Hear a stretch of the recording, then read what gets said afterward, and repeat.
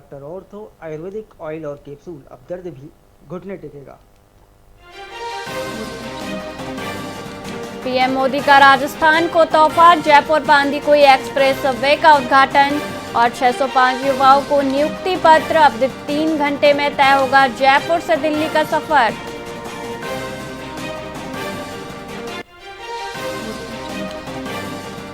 Middle east तनाव से Jaipur airport प्रभावित, दुबई शारजाह की 4 उड़ानें रद्द, यात्रियों को बिना एयरलाइंस कंफर्मेशन के एयरपोर्ट न आने की सख्त हिदायत जारी।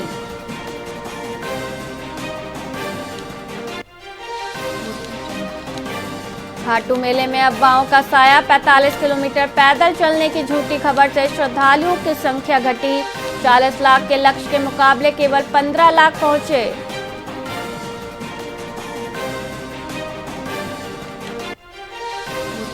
ईरान इजरायल युद्ध का असर, जयपुर में सोना 1.72 लाख और चांदी 3 लाख रुपए के करीब पहुंची, सुरक्षित निवेश की होड़ से सराफा बाजार में ऐतिहासिक उछाल।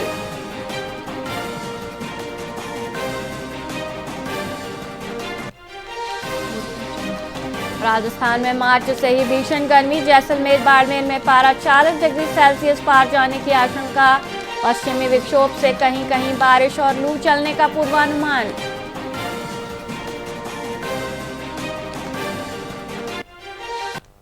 नमस्कार, आप देख रहे हैं वीआईपी न्यूज और मैं हूं वैशाली। आइए रुक करते खबरों की ओर। जोधपुर में पीपीएस सोसाइटी और मेवेन के संयुक्त तत्वाधान में सिमाची गेट स्थित महिला महाविद्यालय में जॉब्स जंक्शन 2026 का भव्य आयोजन हुआ। मुख्य अतिथि अधिवक्ता आनंद पुरोहित की उपस्थिति में हुए इस मेले में 45 से अधिक प्रतिष्ठित कंपनियों ने शिरकत की। 845 अभ्यर्थियों ने 300 से अधिक पदों के लिए साक्षात्कार दिया। आयोजन में रिज्यूमे मेकिंग और एआई आधारित भविष्यवाणी की योजनाओं पर विशेष कार्यशाला भी आयोजित की गई, जिससे स्थानीय युवाओं को करियर निर्माण का बेहतरीन मंच मिला।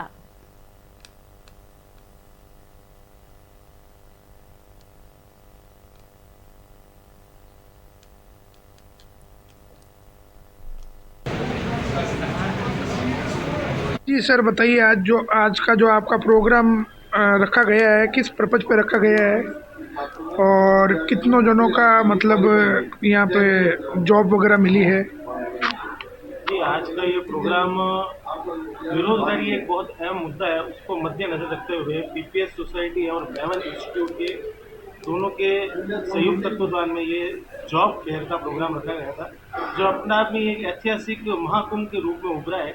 और तकरीबन जैसे कि सर ने बताया है तो 2500 से अधिक लोगों ने आवेदन किया था, पर फिल्टर करके 950 लोगों ने यहाँ पर इंटरव्यू दिया है। और विभिन्न प्रकार की कंपनियों ने भी यहाँ पे हस्तक्षेप किया है।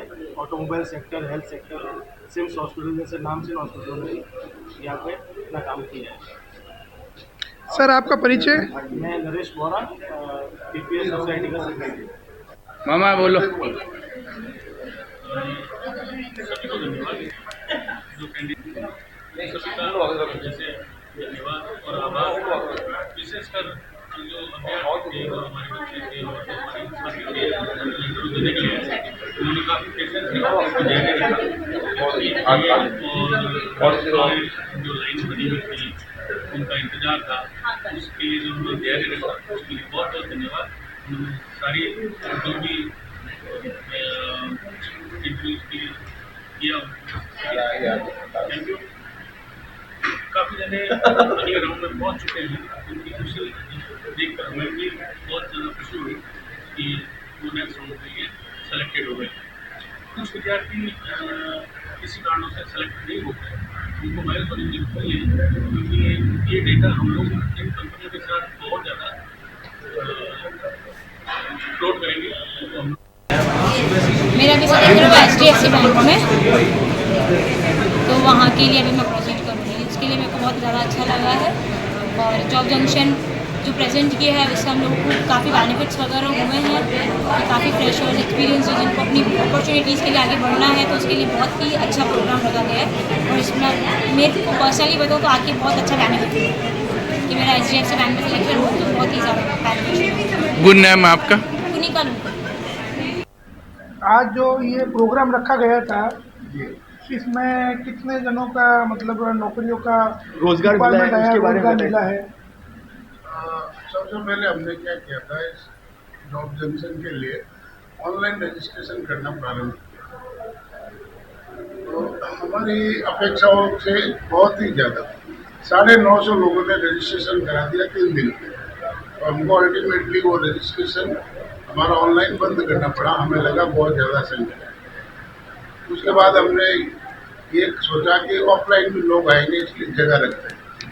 तो आज हमारा ऑनलाइन और ऑफलाइन मिला के टोटलिटी में रजिस्ट्रेशन हो चुका है 1400+ का। ठीक है, इसमें से करीब 900 लोगों ने यहाँ पे इंटरव्यू दिए हैं, 900+ में। और अभी जो डाटा कलेक्शन हुआ है और जो हमको मैडम बता रही थी, जो कैंडिडेट सिलेक्शन हुए उनका वापस एक रिपोर्टिंग सेंटर रखा गया।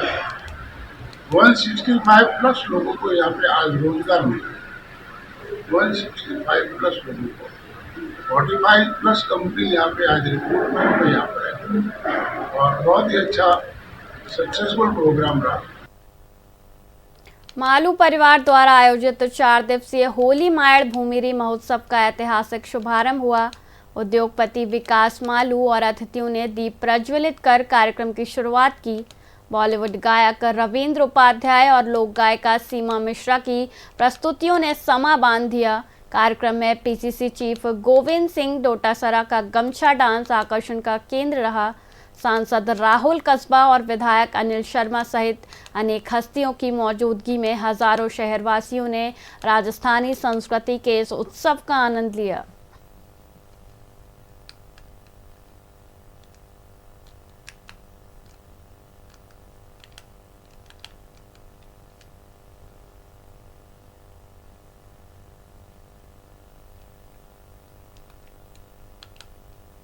बीकानेर में सदियों पुरानी डोलची मार होली सामाजिक समरसता की मिसाल है। हर्ष और व्यास जाति के बीच वर्षों पुराने विवाद को खत्म करने के लिए शुरू हुई यह परंपरा आज भी जीवंत है। इसमें चमड़े की डोलची से एक दूसरे की पीठ पर पानी को जोरदार बौछार की जाती है। यह खेल दर्द देने के लिए नहीं बल्कि आपसी मनमुटाव धोकर रिश्तों में मिठास घोलने और भाईचारा बढ़ाने के लिए खेला जाता है।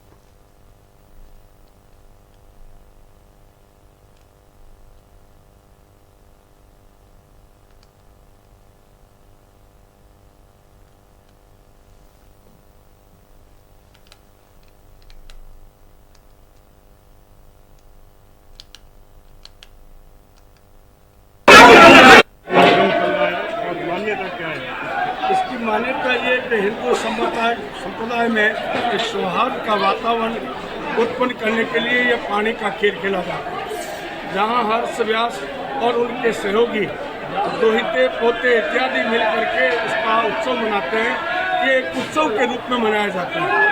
पूर्व में कोई विवाद हुआ था, किंवदंती कि आचार्य और व्यास के बीच में भोजन के समय विवाद हुआ था। उस विवाद को समाप्त करने के लिए बुजुर्गों ने बैठ करके मीडिएशन किया। इस मीडिएशन के प्रभाव से दोनों पक्षों के बीच में ये एक सौहार्द पैदा हुआ। सौहार्द के स्वरूप आज से लगभग 300 वर्ष पूर्व से ये होली पानी का खेल खेला है। कमर भी लाल हो जाती है। इसमें इतना प्रहार तेज होता है कि यहाँ तक 3-3, 4-4 कपड़े पहने होते हैं। डोलची के प्रहार से पूरे वस्त्र फट जाते हैं, कमर लाल हो जाती है। 2-3 दिन हमें गर्म पानी का सेक भी करना पड़ता है, परंतु कोई भी गुस्सा नहीं करता, क्रोध नहीं करता, प्रेम पूर्वक सहनता है और दोनों तरफ से वार होता है। नाम बताएं। गोविंद व्यास बीकानेर। इसके पीछे कहानी है। लगभग ये जो पानी का खेल हर्ष व्यास आती है खेलती है, लगभग 350 साल पुराना खेल है। और इस खेल की जो परंपरा है वो मूल तो यह है कि भाई हमारे यहाँ मृत्यु के बाद में तो दुआ देने की प्रथा होती है, मतलब अनुमति, भोजन की अनुमति। और उस अनुमति को लेकर के कुछ बात हो गई आचार्य जाति के लोगों में और व्यास जाति के लोगों में। तब व्यास जाति के लोगों ने अपने जो दुए की चौकी पर बैठ करके वहाँ पर आचार्य जाति के लोगों का अपमान किया और फिर वापस कोई ऐसा कार्यक्रम पड़ा कि आचार्य जाति को फिर जाना पड़ा, तो उन्होंने उनकी फिर बेइज्जती की। इससे नाराज होकर हर्ष परिवार के लोगों ने उनको कहा कि हम आपको ऐसी व्यवस्था कर देते हैं, दुआ दे देते हैं। और इस कारण से फिर हमने दुआ देने के लिए इसी ढलान पर जो है वो उनके लिए आयोजन किया और हमने गाड़ के लड्डू बनाने के लिए मिट्टी के बर्तन तैयार किए, लेकिन उन्होंने ब्याह शादी के लोगों को जब पता लगा कि हमारे से ऊपर, क्योंकि कहते हैं कि भाई गढ़ में बिका और शहर में टीका, तो शक्कर लोग कहते हैं हमसे ऊपर कौन मिल जाए, तो उन्होंने आकर हमारे यहाँ मिट्टी के बर्तन फोड़ दिए थे। और फिर उसके बाद में हम लोग इस प्रथा को फिर पानी के त्यौहार के रूप में मनाते हैं कि भाई बाद में राजीनामा हो गया था, तो हम उस बात को भूले नहीं थे, क्योंकि उस दिन वहाँ पर मिट्टी के बर्तन भी फूटे थे, लोगों के सिर भी फूटे थे, लेकिन बाद में हमने इसको पानी की प्रथा के रूप में परिवर्तन कर दिया और आज इसको हम सांप्रदायिक सद्भाव से खेलते हैं। नोखा तहसील के सिलवा गांव स्थित नरसीविला में आयोजित विराट हिंदू सभा में राज्यपाल हरिभाऊ बागड़े, साध्वी रिंतभरा और महंत विमशानंद सहित अनेक संतों ने भाग लिया। राज्यपाल ने हिंदू धर्म और संस्कृति की रक्षा के लिए एकजुट होने का आह्वान किया। साध्वी रिंतभरा ने राष्ट्रभक्ति और प्रभु भक्ति पर जोर दिया। वहीं महंत विमशानंद ने हिंदुओं को एक और नेक बनने की प्रेरणा देते हुए शास्त्रों और शस्त्रों के महत्व को समझाया।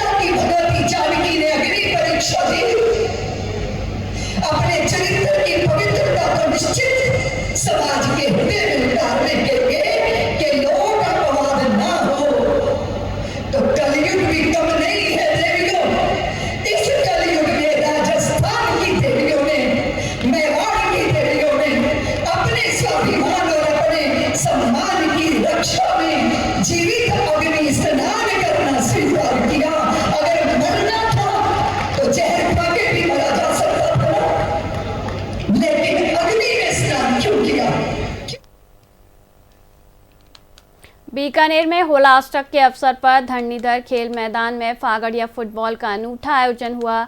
इसमें खिलाड़ियों ने प्रधानमंत्री मोदी, राष्ट्रपति मुर्मू और छत्रपति शिवाजी जैसे कई सॉन्ग रचकर मैदान में फुटबॉल खेली। हार जीत से परे इस खेल का मुख्य उद्देश्य हास्य, व्यंग्य और बीकानेर की जीवंत संस्कृति का प्रदर्शन करना रहा। बच्चों से लेकर बुजुर्गों तक सभी ने अलग अलग वेशभूषा में रचनात्मक उत्साह के साथ इस परंपरा को जीवंत किया।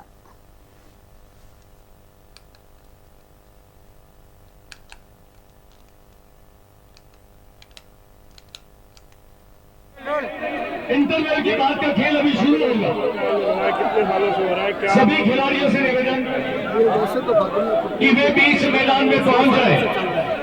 परंतु जब नहीं रही संसार में उसके बाद में हमने इनको सभी दर्शकों से हमारा निवेदन 25 साल वैसे आप मानेंगे तो किसी की नहीं, लेकिन हम हाथ जोड़ करके प्रार्थना कर रहे हैं आपको। और अब जो है यहाँ एक बार आ जाए यहाँ पर होता है सभी से हमारा करबद्ध निवेदन, हाथ जोड़कर हमारी विनती है कि एक बार मैदान में बाहर आ जाए और मैदान में बाहर आने के बाद शेष फुटबॉल में कुछ कम स्वांग आए, नहीं तो हमारे यहाँ तो कम से कम 11-12 औरतें आती है और दूसरे में तो ये स्वांग बन के आते हैं। मैं भी कुछ बर्मा बन के आया हूँ, मैं 75 साल हो गए मुझको, मेरे से बहुत बहुत धन्यवाद आपका। फिर भी आप साइड में 2000 करोड़ बीकानेर की सड़कों के लिए करना है, जितने भी नागरिक करोड़ है और सबको प्लेन में जाना पड़ेगा। बीकानेर से फोर्ट गेट जाओ तो प्लेन में जाओ, सड़कों की जो टूट फूट है वो सब खत्म। होली का त्योहार आ रहा है, क्या कहेंगे? सबके लिए प्रसन्नता, हम सब एक है, एकता में एकता है, इसलिए सामंजस्य से बाहर रखो, प्रेम से होली खेलो। अगली बार मैं फिर आऊंगा। घड़साना खानोवाली की सुदेश कुमारी की प्रसव के दौरान मौत ने चिकित्सा व्यवस्था को कटघरे में खड़ा कर दिया है। परिजनों का आरोप है कि शांति नर्सिंग होम के डॉक्टर ने दिन भर सामान्य डिलीवरी का झांसा दिया और हालत बिगड़ने पर शाम को बीकानेर रेफर कर दिया। रास्ते में ही महिला ने दम तोड़ दिया। लापरवाही और बिना देखे रेफर कार्ड बनाने के आरोपों पर पुलिस ने मामला दर्ज कर जांच शुरू कर दी है।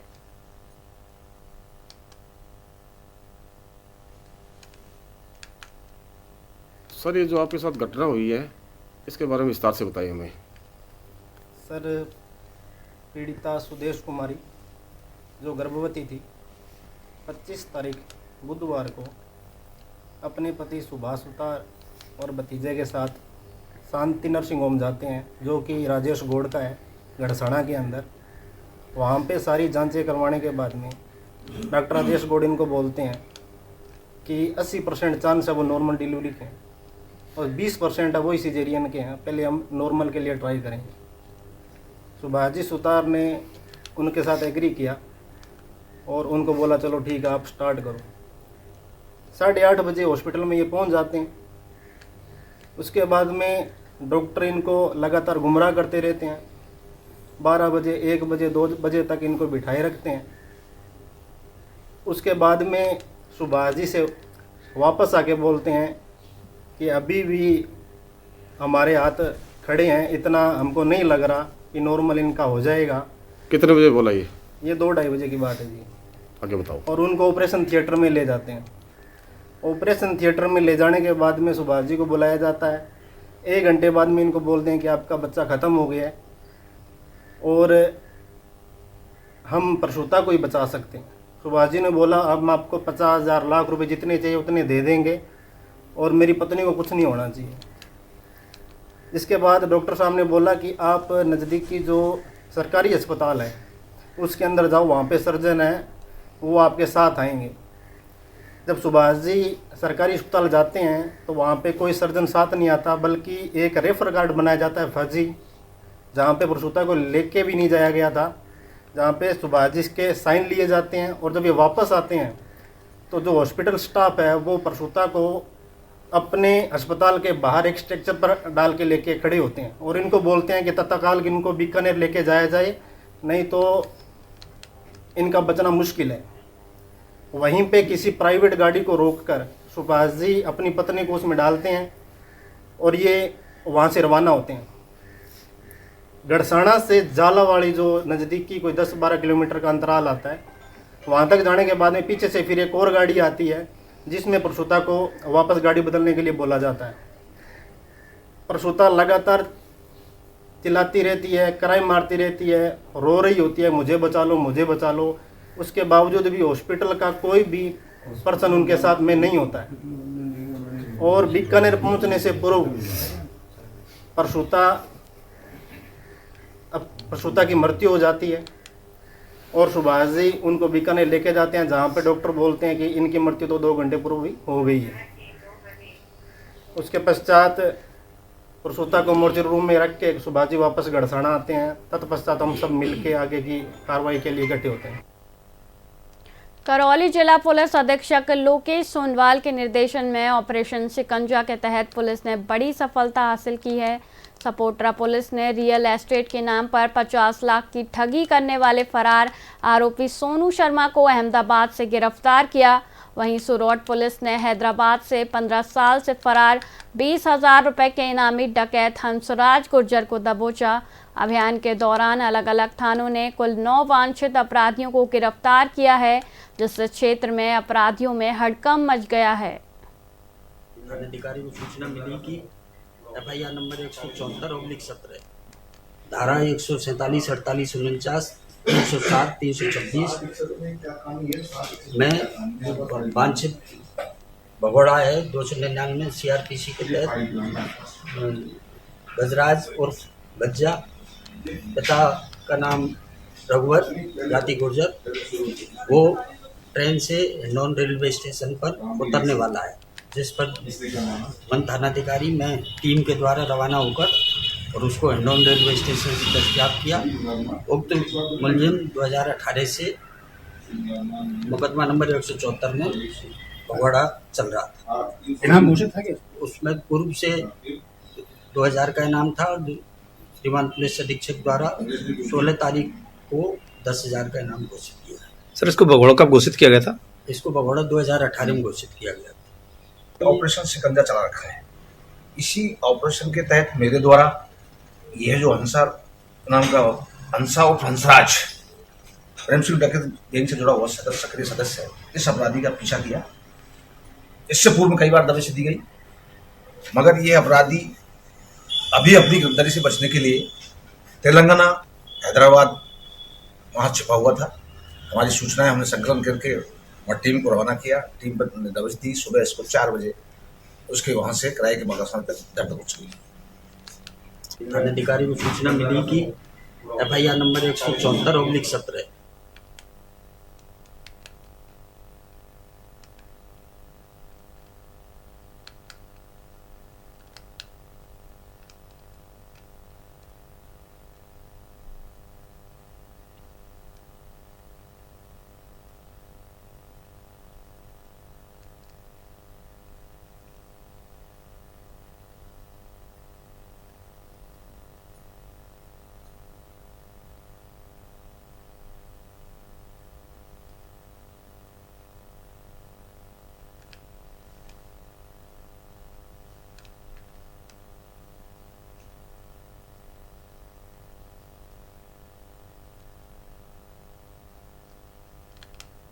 राजगढ़ थाना क्षेत्र के ग्राम थाना राजाजी में कुएं में गिरने से 22 वर्षीय विवाहिता पायल मीणा की दर्दनाक मौत हो गई।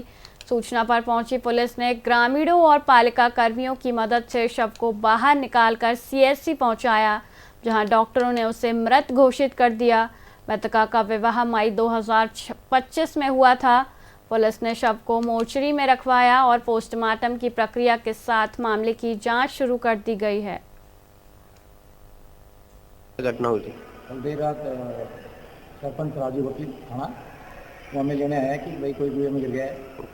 उसके बाद मैं और मेरी टीम वहाँ पर पहुँची और बड़ी मशक्कत के बाद लेडीज को कुआ बहुत गहरा था, 250 फुट गहरा, तो कुएं में 9-10 साल का सोच करके उसको बाहर निकाल दिया। गिरने वाला महिला थी या पुरुष? महिला। क्या घटना हुई थी? फिलहाल के लिए इतना ही। मुझे दीजिए इजाजत। देखते रहिए VIP न्यूज़। नमस्कार।